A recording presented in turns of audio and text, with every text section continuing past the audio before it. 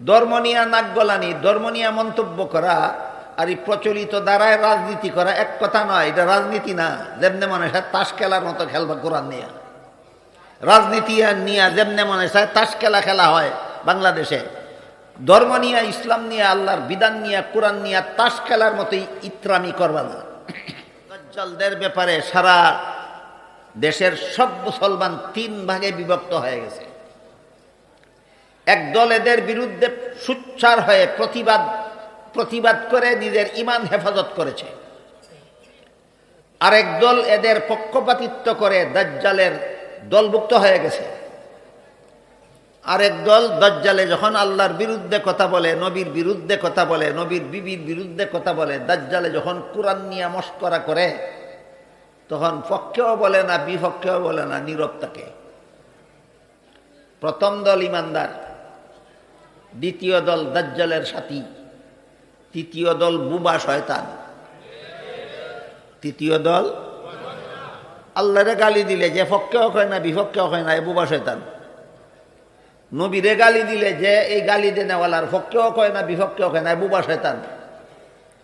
নবীর বিবির বিরুদ্ধে কটূক্তি করলে যে কটূক্তিকারীর পক্ষেও বলে না, বিপক্ষেও বলে না, সে বুবা শয়তান। আপনারা কি বুবা শয়তান হতে চান? না দাজ্জালের দলভুক্ত হতে চান? না ঈমান হেফাজত করতে চান? তাহলে প্রতিবাদীদের কণ্ঠে কণ্ঠ মিলাতে হবে। ঈমান হেফাজত করতে হইলে প্রতিবাদীদের কণ্ঠে কণ্ঠ মিলাতে হবে। যেই নেতায় কইছে যে এই বাউলদের বিরুদ্ধে এই আন্দোলন করা ঠিক হয়নি, এই নেতায় আরো বেশ কিছুদিন আগেই বলে রাখছে, আমি শরিয়া আইনে বিশ্বাসী না। ইসলামের বিধিবিধানকেই শরিয়া আইন বলা হয়, আল্লাহর আইনকেই শরীয়তের আইন বলা হয়।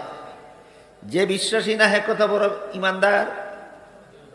তুই তো ফুরান বেঈমান রে, তুই বাউলের পক্ষে না কইয়া বিপক্ষে কইবে, তুই তো ফুরান বেঈমান। তোরা তো দেশের মানুষ আগের থেকে ছিলেন, তুই বেঈমান।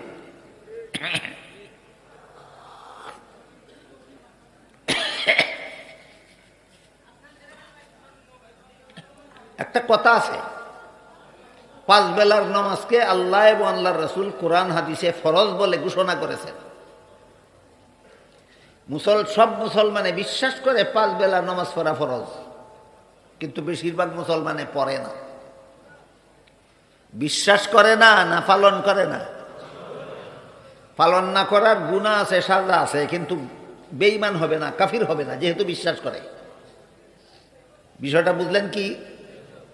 পাঁচ বেলার নামাজ ফরজ বিশ্বাস করে, পড়ে না। বিশ্বাস করার কারণে কাফির হবে না, ঈমান আছে, কিন্তু না পড়ার গুনাহ আছে, বিচার আছে, সেটা ভিন্ন কথা।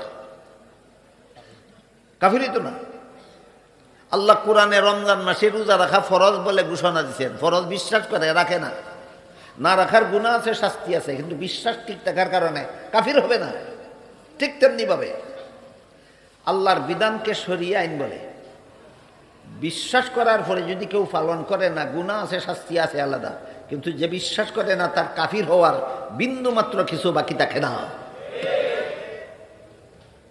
ধর্ম নিয়ে নাক গলানি, ধর্ম নিয়ে মন্তব্য করা আর এই প্রচলিত দ্বারায় রাজনীতি করা এক কথা নয়। এটা রাজনীতি না, যেমনে মনে হয় তাস খেলার মতো খেলবা কোরআন নিয়ে। রাজনীতি নিয়ে যেমনে মনে হয় তাস খেলা খেলা হয় বাংলাদেশে, ধর্ম নিয়ে, ইসলাম নিয়ে, আল্লাহর বিধান নিয়ে, কোরআন নিয়ে তাস খেলার মতোই ইত্রামি করবা না।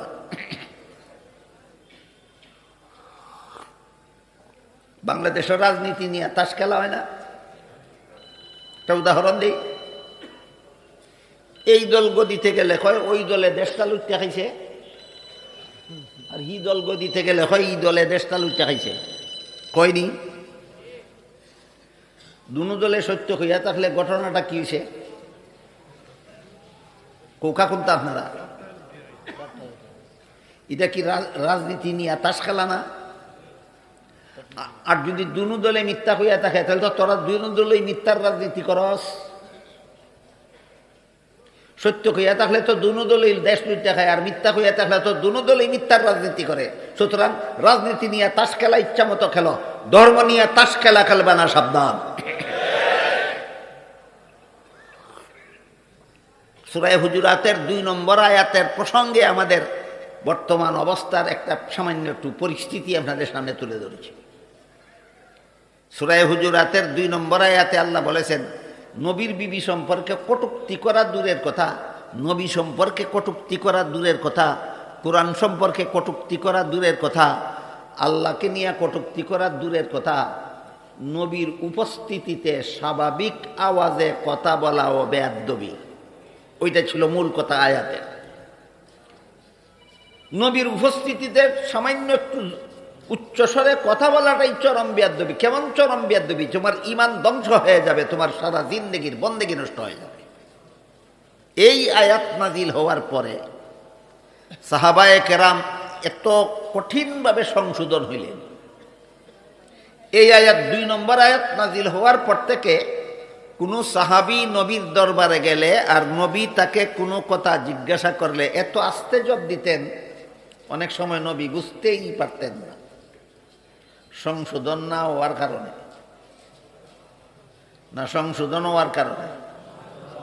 সংশোধন 15 আনা, 16 আনা, আমি বলি 17 আনা। যদি এত আস্তে জবাব দিতেন যে নবী বুঝতে পারতেন, তাইলে 16 আনা হইতো।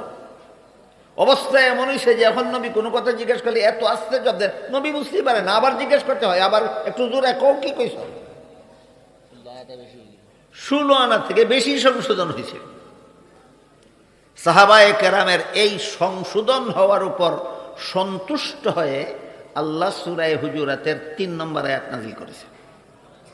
এই হলো 3 নম্বর আয়াতের শানে নজুল, এই হলো 3 নম্বর আয়াত নাজিলের প্রেক্ষাপট। আয়াত নাজিল করে বলেন, ইন্নাল্লাযীনা ইয়াগুদ্দুনা আসওয়াতাহুম ইনদা রাসূলিল্লাহি উলাইকাল্লাযীনা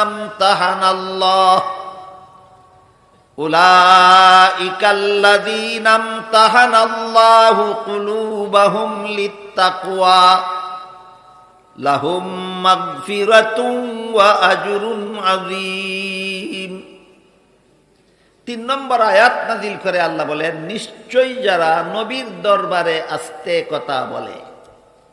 2 নম্বর আয়াতের মর্ম বুঝে থাকলে বলেন, নবীর দরবারে আস্তে কথা বলে তারা কারা? সাহাবায়ে কেরাম।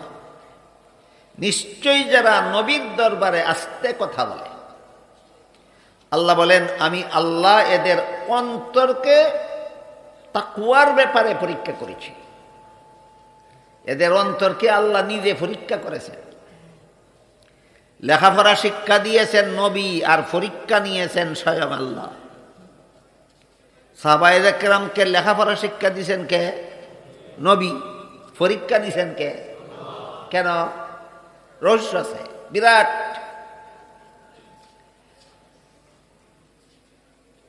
নবী সাহাবায়ে কেরামদেরকে কোরআন হাদিস শিক্ষা দেওয়ার পর পরীক্ষাটাও যদি নবী নিজেই নিতেন, আর যদি ঘটনাক্রমে সবগুলি পরীক্ষার্থী ফার্স্ট ডিভিশনে পাস করে ফেলত, ধরে না ভাত, একটা কথা ধরে নেন, সাহাবাদেরকে নবী কোরআন হাদিস শিক্ষা দিয়া পরীক্ষা যদি নিজেই নিতেন আর সব ছাত্ররা যদি ফার্স্ট ডিভিশনে পাস করত, তাহলে যারা সাহাবাদের দুষ্কুজে, নবীগণের দুষ্কুজে, এরা বলতে পারত নিজেদের ছাত্রদেরকে স্বজন প্রীতিমূলকভাবে ফার্স্ট ডিভিশন দিয়া দিছে। একটা ফাঁক থাকতো, ফাঁক। এই ফাঁকটা আল্লাহ চিরকালের জন্য বন্ধ করে দিয়া বলেন, উলাইকাল্লাযীনা ইমতাহানাল্লাহ, নবী এদের তাদের উস্তাদ, কিন্তু পরীক্ষক নবী না, পরীক্ষক আমি নিজে আল্লাহ। এখন যদি ফার্স্ট ডিভিশনে পাস করে, স্বজন প্রীতির অভিযোগ কার বিরুদ্ধে দিবে?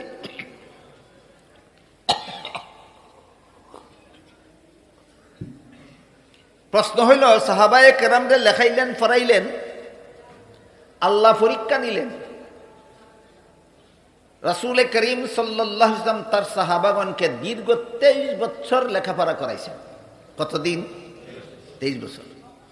কত কিতাব? মাত্র 1 কিতাব। কত কিতাব? মাত্র 1 কিতাব। কিতাবের নাম আল কোরআন। কিতাব বই পুস্তকে ভরা দুনিয়াতে একটা মাত্র কিতাব পড়াইলেন কেন? অত্যন্ত গুরুত্বপূর্ণ একটা প্রশ্ন। এর যতগুলি উত্তর তফসিরের কিতাবে লেখা আছে সবগুলি আলোচনা করার সময় আমার হাতে নেই। আজকের মতো একটা মাত্র জবাব আপনাদের শুনে। দুনিয়াতে যত রকমের লেখাপড়া আছে, যত রকমের শিক্ষা দীক্ষা আছে, একটাও জবাবদিহিতামূলক নয়। একমাত্র কোরআন শিক্ষা জবাবদিহিতামূলক শিক্ষা। জবাবদিহিতামূলক মানে কোরআন শিক্ষায় শিক্ষিত যদি হয় না, আর কোরআন শিক্ষার পরশে যদি পরশিত হয় না, তাহলে দুনিয়ার যে কোনো রকমের শিক্ষায় শিক্ষিত হোক, যত বড় শিক্ষিত হবে তত বড় দুর্নীতিবাজ হতে বাধ্য। বড় বড় শিক্ষিত বড় বড় দুর্নীতিবাজ সমাজে নাই? বড় বড় শিক্ষিত বড় বড় দুর্নীতিবাজ কেন হয়? কারণ যে শিক্ষায় শিক্ষিত, এই শিক্ষা তাকে এই অনুভূতি জাগাইয়া তুলতে পারে না যে আমি দুর্নীতি করলে শেষ বিচারের দিন আল্লাহর কাছে কি জবাব দেব। বুঝাইতে পারছি বিষয়টা আপনাদেরকে?